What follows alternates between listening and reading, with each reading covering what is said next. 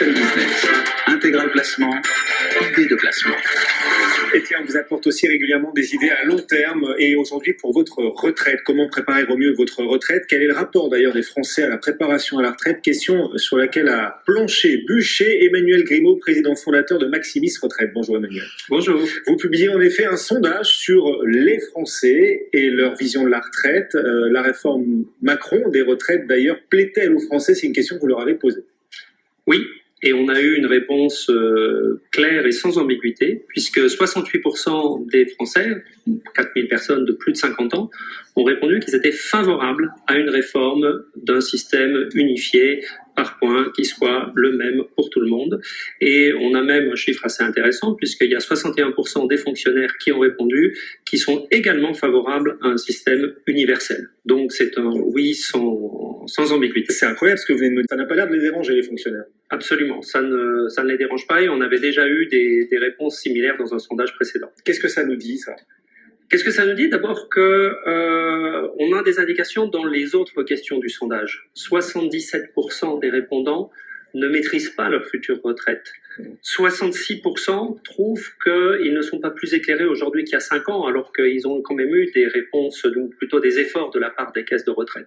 Globalement, la retraite, personne n'y comprend rien. Un système universel, ça a le mérite d'être simple, clair, lisible, et puis également équitable. Aujourd'hui, on est dans un système où, pour 1000 euros de cotisation, certains vont encaisser 40 euros de retraite, d'autres vont encaisser 150 euros de retraite. Comment est-ce qu'on peut défendre ce système? L'avantage du système universel, tel qu'il est prévu par le président, c'est qu'on aura un système qui sera le même pour tout le monde et plus simple. Et il y a un autre enseignement qui est intéressant dans le sondage, c'est que on a posé la question, est-ce que vous pensez que vous avez un système plus favorable, votre régime est plus favorable que les autres? Et globalement, tous les salariés, à part les régimes spéciaux, pensent qu'ils ont un système moins favorable que celui de leurs petits camarades, ce qui est souvent pas le cas. Ah, c'est intéressant. Mais c'est la méconnaissance et la mécompréhension. Et vous le disiez, une grande majorité de Français qui estiment ne pas bien comprendre le système de retraite, ne pas pouvoir anticiper justement quels seront leurs futurs revenus aussi, justement pour agir et vous apporter régulièrement du conseil, de l'expertise dans ce domaine des retraites. Pour agir, il faut déjà savoir combien on va perdre en revenus une fois à la retraite. Ça, les Français aujourd'hui sont incapables de l'anticiper. Bien sûr. Les Français aujourd'hui pensent retraite beaucoup sur des idées reçues, sur une dramatisation à l'extrême ou sur le fait que de toute façon, l'année dernière, on nous disait que 70% des Français pensaient que les régimes de retraite allaient faire faillite. Je vous rappelle que la CNAV est passée de 10 milliards de déficit en 2010 à 1 milliard d'euros d'excédent cette année. Donc effectivement, je ne vais pas vous dire que tout va bien et je pense effectivement qu'il faut continuer à faire des efforts, notamment sur l'âge de départ, mais on est très loin de la faillite. Et le fait que les choses soient aussi peu claires,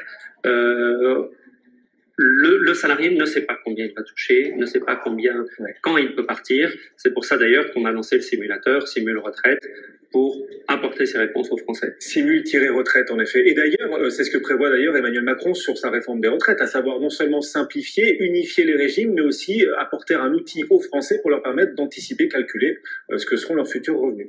Absolument. Alors en théorie, ils existent, ces outils. On a d'abord le droit à l'information, où maintenant tout le monde reçoit tous les 5 ans, dès l'âge de 35 ans, son relevé individuel de situation, ce qui est un grand progrès. On peut même le télécharger en ligne, ça marche relativement bien. C'est vrai qu'un système avec un point unique sera beaucoup plus simple, parce qu'aujourd'hui, des systèmes par points, il y en a plein. Il y a l'Arco-Agir, pour commencer, qui concerne le plus de Français. Mais on va mélanger ça avec la CNAV, avec les trimestres, avec les abattements. Donc aujourd'hui, pour savoir combien on gagne, effectivement, il faut aller sur un simulateur comme le nôtre. Simule retraite. On le disait, hein, l'enjeu c'est d'apporter de la simplicité, simplifier tout simplement le rapport des Français à la préparation à la retraite, leur apporter plus de visibilité sur ce que seront leurs futurs revenus. Bien sûr, c'est pratique et c'est un enjeu pour la confiance des Français aussi. Les Français font partie des peuples européens qui ont le moins confiance dans l'avenir. C'est peut-être aussi parce qu'on ne sait pas de quoi sera faite notre retraite. Donc l'enjeu, il est aussi là, à savoir apporter un outil pratique aux Français et aussi les aider à retrouver à travers la visibilité un peu plus d'optimisme. Optimisme et confiance, absolument, puisque vous avez souligné le paradoxe. Les Français ont les retraites les plus élevées d'Europe et quasiment du monde. Et pourtant, les Français ont le taux d'épargne le plus élevé du monde occidental, avec 16%. Et vous les renseignez tous les jours sur le sujet. C'est totalement illogique, puisqu'on devrait avoir un taux d'épargne très élevé quand on n'a pas de revenus futurs. Donc les Français craignent pour leur retraite, souvent à tort. Donc le fait de leur donner une vision claire ne va pas faire qu'ils vont épargner moins, parce que le Français est épargnant. Ils vont juste épargner plus sereinement, plus tranquillement, avec plus de lucidité dans leurs choix. Effectivement, c'est ce que encore l'information que vous essayez de leur donner sur des choix rationnels et réfléchis. On parle de combien ? On parle de 8 milliards de déficit, 8 milliards sur 340 milliards, c'est pas grand-chose. On a vu que le décalage de l'âge de retraite tel que l'a fait voter Eric Woerth en 2010 et qui a fait passer l'âge légal de départ de 60 à 62 ans a permis de faire gagner 35 milliards au système, dont 10 milliards à la CNAF.